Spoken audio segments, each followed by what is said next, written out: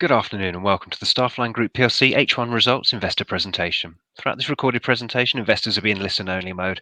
Questions are encouraged. It can be submitted any time via the Q&A tab situated in the right-hand corner of your screen. Simply type in your question and press send. The company may not be in a position to answer every question received during the meeting itself. However, the company review all questions submitted today and publish responses where it's appropriate to do so. Before we begin, we'd like to submit the following poll. I'd now like to hand you over to Daniel Quint, CFO, and Albert Ellis, CEO. Good afternoon. Good afternoon, and thank you for the opportunity to update you on the STAFFLINE progress at the halfway point in our financial year to December 31, 2022. You have, as usual, myself, Albert Ellis, as the CEO, and of course my colleague Daniel Quint, the CFO. Moving on to the highlights, which you might have read already, so I won't go into too much detail, but just bringing out the point that our trading is in line with expectations. We've had some real highlights around the permanent recruitment piece, where demand has been very robust. You're aware of the job vacancy data. It's all at record levels.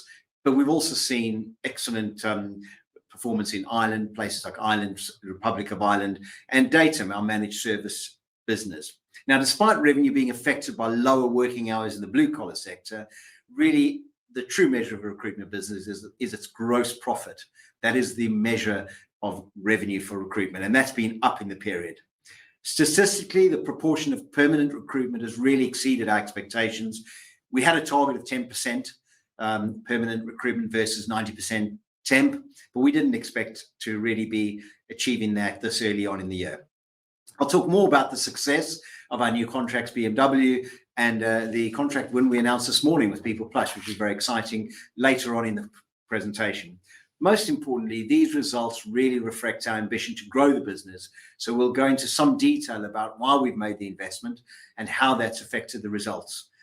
Daniel, you'll take us through the financials now, so over to you. Thank you very much, Albert. Really great to be able to present to you this afternoon, and good afternoon to all of you. So I'm going to run through the key financials now for the 6 months to June. As you would have seen, revenue is marginally down as a result of low hours in the blue-collar sector, and additionally as a result of a very strong comparative last year. You'll remember that last year we were still in lockdown, and that did benefit our blue-collar business, and therefore this year has had some strong comparatives last year with hours being slightly down. Additionally, as we've said quite openly before, we strategically exited from one of our key contracts, which is a very low margin, high working capital intensive contract. We did that strategically, which has taken approximately £10 million out of the revenue.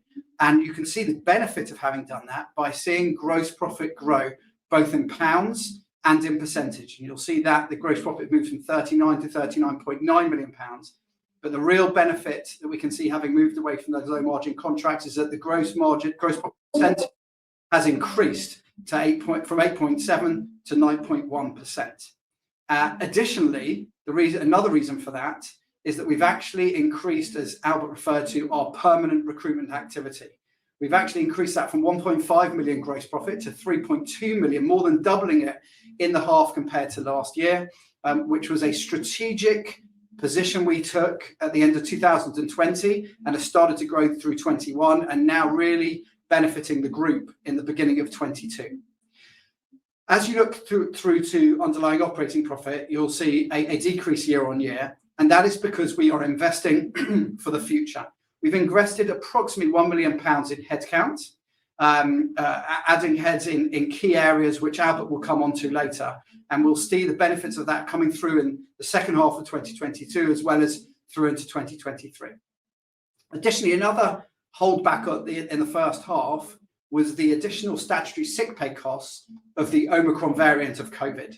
You'll recall, although we're really very much past COVID now, but it was only back in December, January, February, March time that we had Omicron with us, with many of us getting sick, and that did add £0.3 million to the cost line. Another reason why year over year we're slightly behind, but of course that having gone now means that that will not be an occurrence in H2 2022.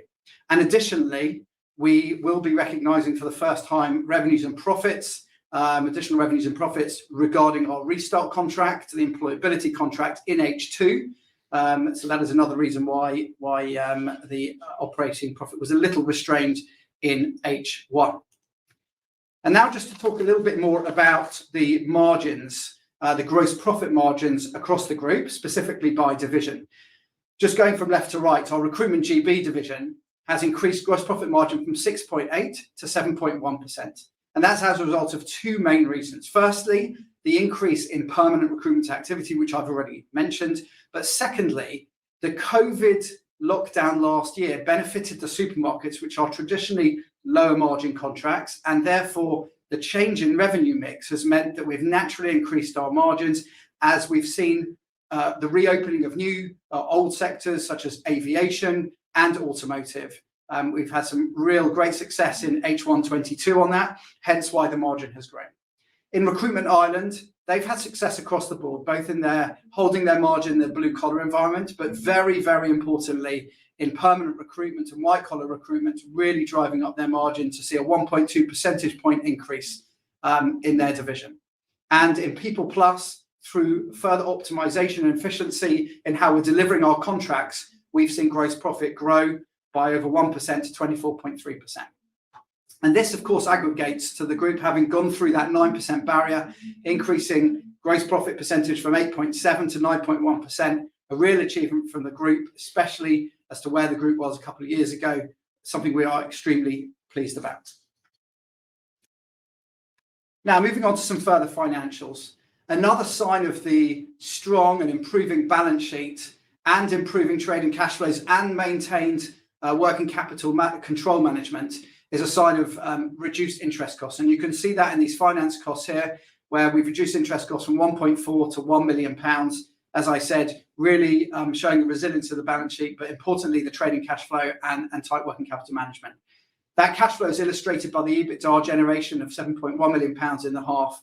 And additionally, we've seen a positive underlying move in net debt. And just to explain that to you on this slide, the net debt in the prior year, I've added the VAT, deferred VAT from COVID onto debt at the half point last year to illustrate to you, because we've paid all of that back between July 2021 and January 2022.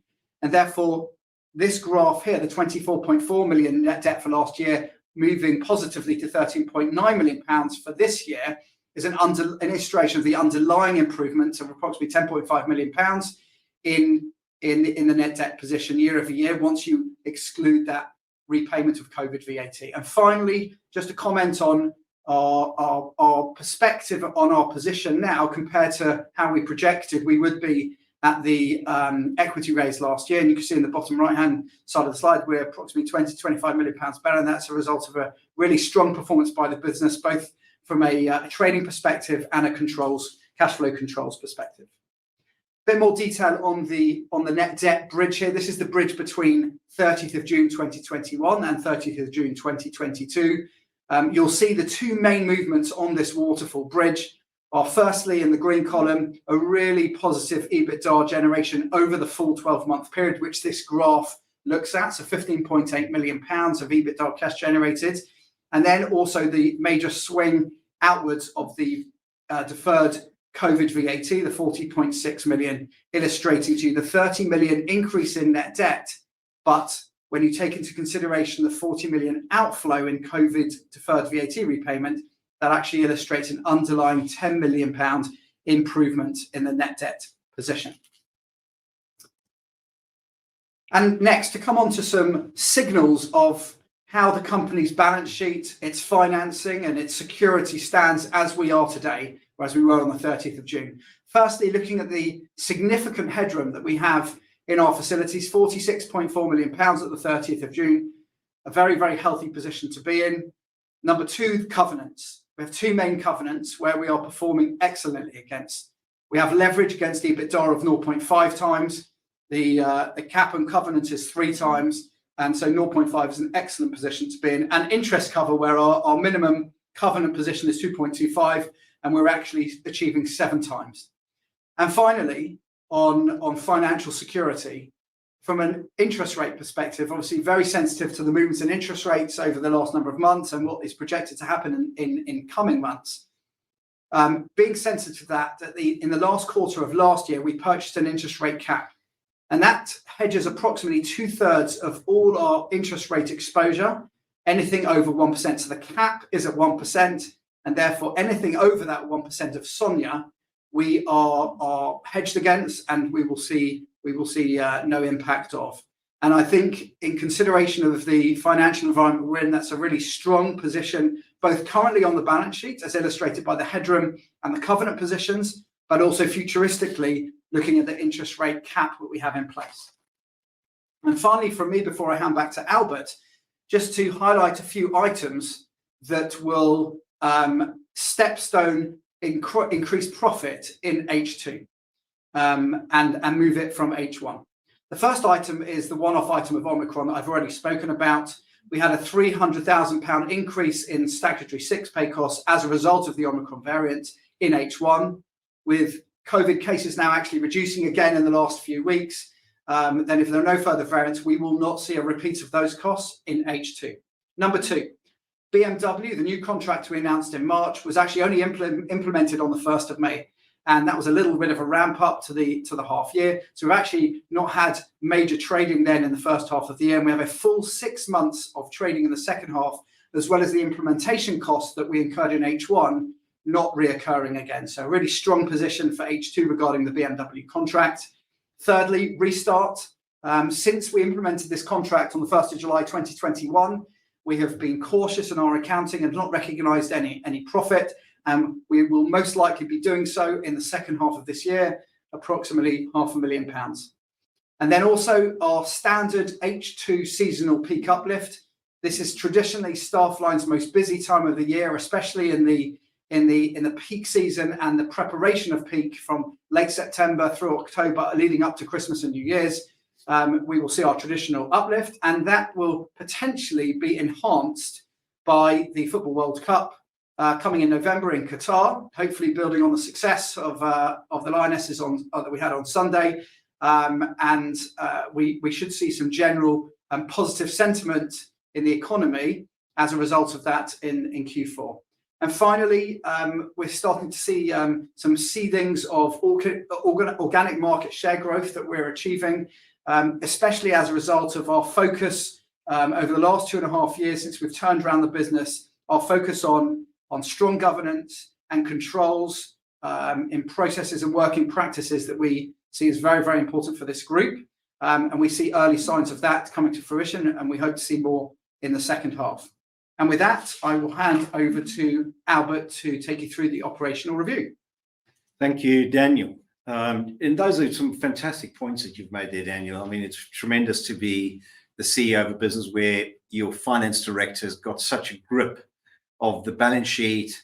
I mean, to have taken that interest rate hedge when you did, Daniel, was a tremendous decision, well before interest rates were predicted to rise as much as they have. So we're well protected, and it just goes to the strength of the company in terms of these uncertain times. And talking about uncertain times, the next slide just gives you our view of the macros. So whilst the big macro trends are clear, we've listed some of them here. Consumer demand affecting retail, online distribution, that's a little bit down if you look across the group, across the markets, and premium brands. They're all being affected by the so-called cost of living crisis. And what we do is we look at the positives for us, and we're focused on scale. Many of our customers are in the food and distribution sectors, which are more resilient, and we're using our scale and our reach to leverage that market and gain market share.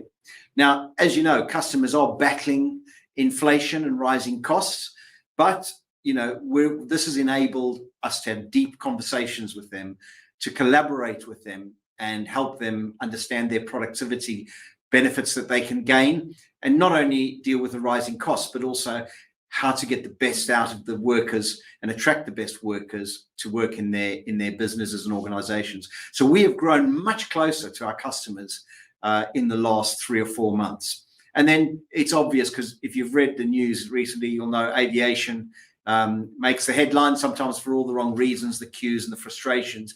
But what it is tremendous demand that's come back after COVID. We think that aviation and automotive, which has been affected by supply chain problems, both key sectors for STAFFLINE before the pandemic, are going to ease. Those problems will ease, and we think that we predict that our own numbers will improve in those sectors, and those are higher margin sectors. Then, the labour shortage, it's not going away, not with 1.3 million job vacancies still in the market, but we also think that people will come back into the labour market. Workers that have been out of the labour market for the last 2 years, we think they're starting to come back in. We're also starting to see people perhaps taking second jobs, doing shifts and overtime to supplement their core income. So with a buoyant jobs market, there is, the other side of the coin, which is the fact that we don't see the demand for skills and training, because if people can get jobs, they don't present for skills and training. So overall, it's macro uncertainty, but there's plenty of opportunity for STAFFLINE within that. Now, moving on to GB, and look, Daniel has given a tremendous analysis and account of this business, but I wanted to just specifically point out how impressive the gross profit lift of 2.5% is, given the headwinds with Omicron and in the beginning of the year. Gross profit is our absolute measure of revenue, so I'm delighted to see the increase over 2021. Look, operating profit had been significantly impacted by a strategic decision last year to grow the business organically, and the only way we could do that was to invest in headcount. And so this 1 million plus investment in fee earners in the permanent fee income area, expanding our branch network, but also in fulfillment and implementation people to make sure that the BMW contract was implemented smoothly. Clearly held back the operating profit in the short term, but I'm fully confident that this investment will provide returns not only in the short to medium term, but also, more importantly, in the longer term. And the next slide sets out why we're investing in growth in this way. So you can see you've got all of our big customers there, and you can see our contract to supply BMW, which we announced only a number of months ago, 1,800 workers at their mini site in Cowley, Oxford, and their Rolls-Royce site in the south of England. This implementation was complex. We invested to ensure the process was successful. However, the start of the contract was right towards the end of the first half, so we look forward to a full 6 months of revenues and profits in H2 2022. Now, Vinci Construction, a large French construction company with large operations in the UK, has also exceeded our expectations. We announced a 5-year extension to this customer, and their critical project is the SO pipeline, the Southampton to London pipeline. We announced the 5-year extension in March. We're delighted with the progress so far, and we're seeing more work coming our way after that project is finished. We're also seeing organic growth momentum in existing customers. So companies like Sainsbury's and like Samworth Brothers, both are in the food and distribution markets, production markets, are also looking to leverage their own market share, and they also consolidating their supply chains. There's a definite flight to quality that's occurring. We're seeing that shift in supply chain dynamics, and customers want to make sure that their supply chain has a resilient and professional and transparent businesses like STAFFLINE in it. Finally, our white collar Omega business, it's a technical engineering specialist.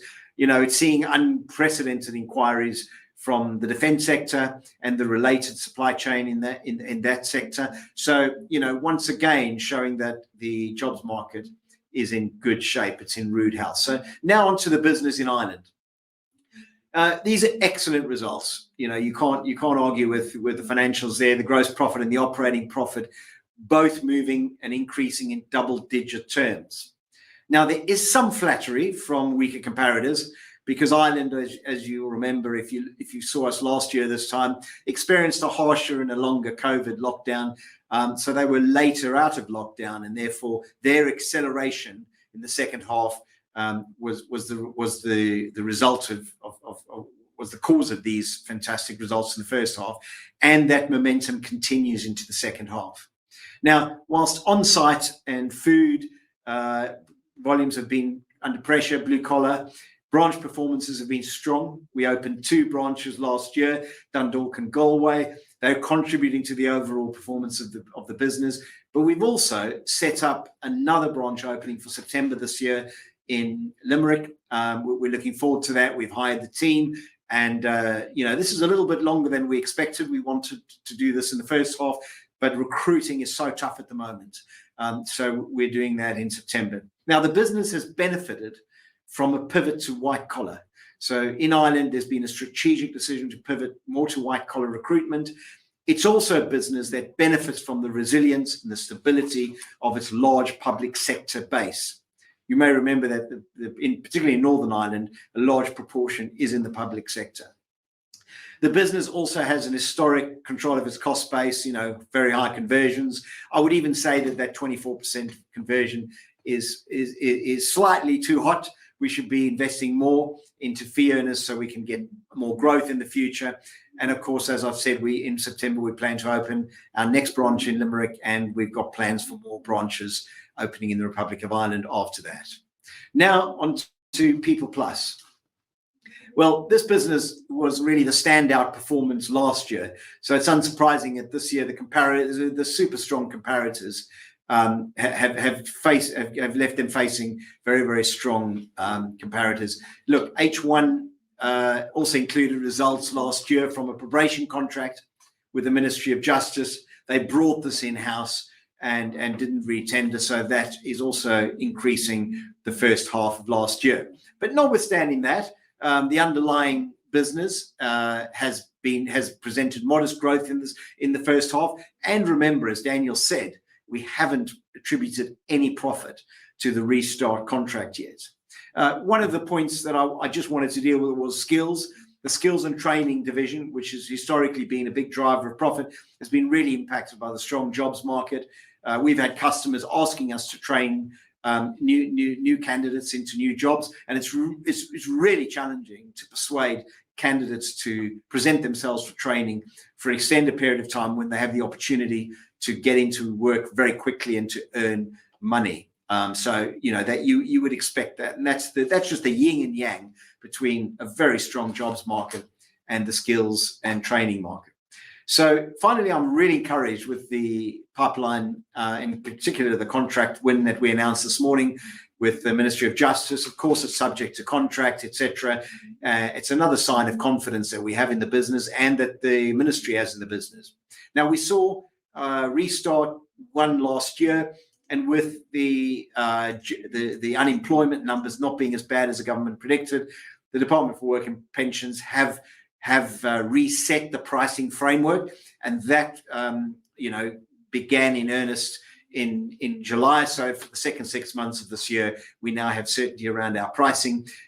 This underpins the People Plus forecasts and prospects for the year, but crucially, it gives us the confidence to say that we'll be recognizing profits, albeit we're almost 25 to 30% into the contract. So this concludes the detailed update on the numbers and the business. So now we're going to go directly to the outlook. Now, every outlook right now is subject to changes in macroeconomic conditions and headwinds, so I won't go through that. But the board expects trading to be in line with expectations this year. We've got a number of strong reasons which we've set out. 5 reasons. BMW contract, that's a 60 to 70 million pound contract. We've had a successful mobilization and implementation, and the group will enjoy a full 6 months. In the first half, very little from that contract. So that's the first point, and probably the biggest point.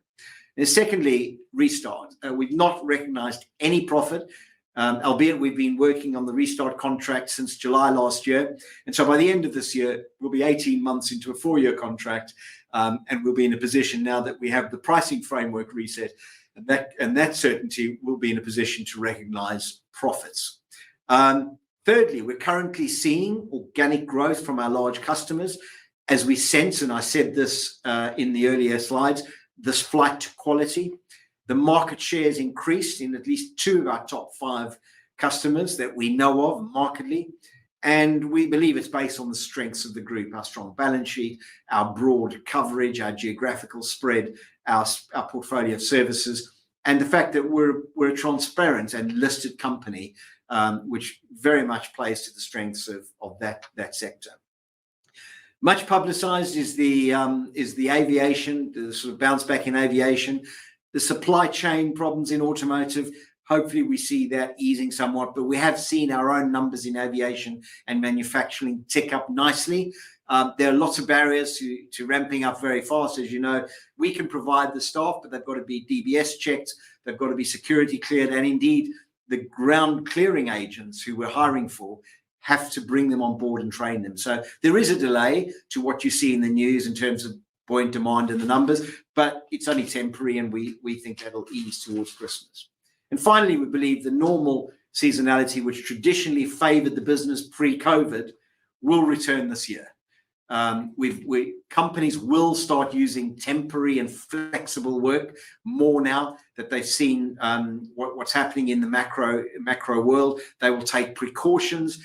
I think that permanent hiring might be steady, but we'll see an increase in temp. So that's really important. And of course, we haven't budgeted for this, but there is the prospect of a boost from the FIFA World Cup. That kicks in sort of the back end of the year and hopefully supercharges the Christmas that we'll have. I think people will focus on entertaining at home. That'll be a catalyst for food and drinks growth in the supermarkets, which we'll be prepared to do and support in the run up to Christmas. So that concludes this part of the presentation, at least. Thank you for your time and attention so far. Daniel and I are now available for questions. So thank you once again. Fantastic. Thank you very much indeed. Thank you for the presentation. Ladies and gentlemen, please do continue to submit your questions using the Q&A tab situated in the right-hand corner. Just click Q&A, scroll to the bottom, type your question and press send.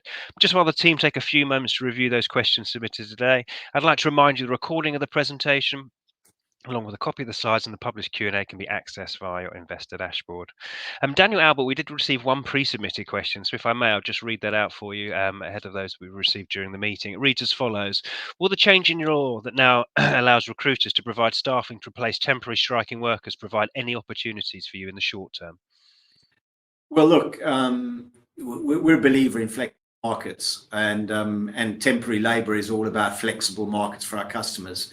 And our customers are our number one priority. But also, demand is very variable in the market, and people who are in temporary contracts are always looking to earn more with the cost of living crisis. Earnings is the number one. That's the number one request and requirement that we get when we survey our workers. They want steady and increased earnings. So we're a big believer in flexible markets. As to the ideology and some of the sort of debate around this point, we'll stay out of that, the politics of it. But certainly, we're a big supporter and obviously well committed to the flexibility of labour markets. Fantastic. Thank you very much indeed. And as you can see, if you wouldn't mind just clicking on that Q&A tab, we have had a number of questions submitted throughout today's presentation. If I may just ask you to read out the question where appropriate to do so and give your response, that'd be fantastic. And I'll pick up from you at the end. Okay. And David, you've asked a question, will the directors back up their confidence by purchasing any STAFFLINE shares? Well, firstly, Daniel and I have, in the last 12 months since the equity raise made, we've acquired 2 tranches of shares. One was in the equity raise. And then just recently, we committed part of our incentives to buying shares. So, we've got well over in the hundreds of thousands each in terms of stock that we're holding in STAFFLINE, and we won't stop there.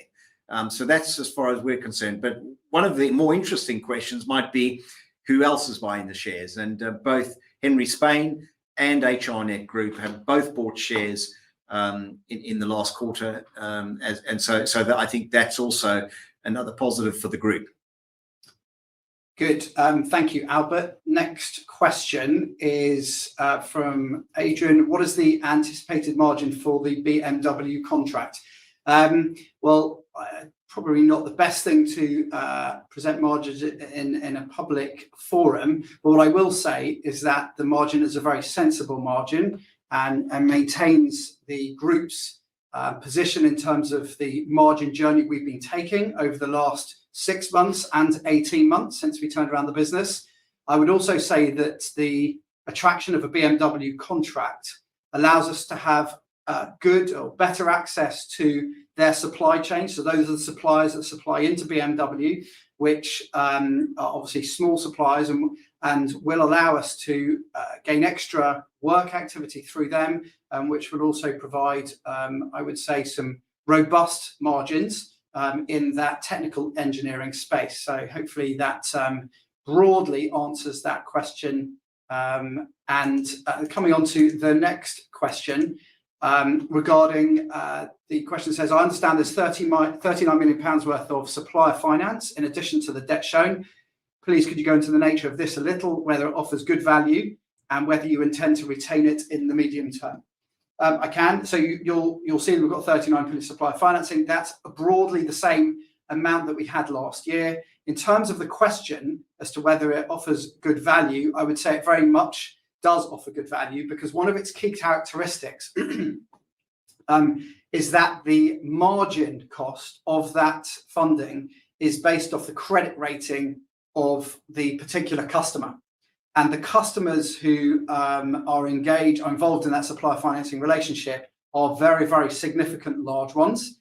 And their credit rating means that the cost of that funding is very low. I would say, a half lower than our average cost of our funding at STAFFLINE. So that is why it is very good value for money, and why we will, as the question asks, we do intend to retain it into the medium term. Of course, we keep a very active watch on the nature of the funding, but yeah, it does serve us well, and we'll keeping it going forward.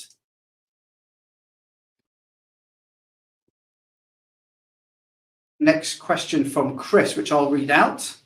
You both own, as per your corporate website, 3 times as many nil-cost option shares as formal company issue shares. You seem excited about the future for the business, and the share is down 40% over the last year. Time for you to buy more shares in the market. I think, Albert, you've already answered that question, if that's okay. And then the question here from Gary, who asks, do you foresee an increase in M&A activity in the next 12 to 18 months in the staffing sector? Albert, I will hand over to you to respond to that. Yeah, yes, I think you will see. I mean, we get a lot of teaser memoranda from the brokers in the market. There appears to be a number of businesses that are for sale at the moment, and so you typically get owners that have been through COVID, that are benefiting from the strong jobs market, who are, this is private owners who are now looking for an exit. But in my view, the only way to real value in recruitment is an organic path, and that is the path we've chosen. So we want to keep our cash flow to fund organic growth. We've got tremendous opportunity. We don't need to buy businesses to do that. So that's our strategically chosen path. And of course, it's that pathway that requires us to invest in headcount. And this is a really great question to tee off that investment, which is, if you buy a business, the accounting rules say you can put the cost of that on the balance sheet, and the profits in the income statements. If you invest for organic growth, you're required to put the investment in the P&L, and it hurts. But it's the same cash flows. So don't be too fooled by a big buy and build strategy. Organic growth is definitely proven over the years to have been more to yield more returns for the owners. But that's our preference. Obviously, different companies have different policies, but we will see an increase in M&A. And I think that for the reasons I mentioned, but also corporates are always on the lookout for niches and for supplementing their own businesses, accelerating growth in areas that they're not present. Thank you, Albert. I think that actually concludes all questions. Fantastic. That I want to do today. Thank you very much indeed, Daniel, Albert, for covering all those questions off. And of course, any further questions that do come through today, the company will be able to review those questions. We'll publish responses where appropriate to do so on the Investor Meet Company platform. Albert, perhaps before redirecting investors to give you their feedback, which I know is particularly important to you and the team, may I just ask you for a few closing comments, please? Yes, sure. And thank you for that. So just in summary, we've had a solid start to the year. We've made an investment for the future. We're seeing increases in the critical measure of gross profit. As we said in our strategy last year, we're focusing on margin. We're focusing on gross margin. We have made some tremendous wins, both in People Plus with Restart and the Ministry of Justice. We've also expanded our new business portfolio in our blue collar sector. We're seeing organic growth in our existing customers, and we're seeing sectors opening up now that have been closed for over 2 years, which is really exciting. And we're seeing a more normal shape to the year now in terms of demand and peaks and troughs. So I'm very excited for the future. Daniel and I are committed to the business. We will buy shares as and when we can, and we feel very optimistic that in the second half we're going to see all that incremental revenues and profits which we've brought out in our slides. So thank you for that.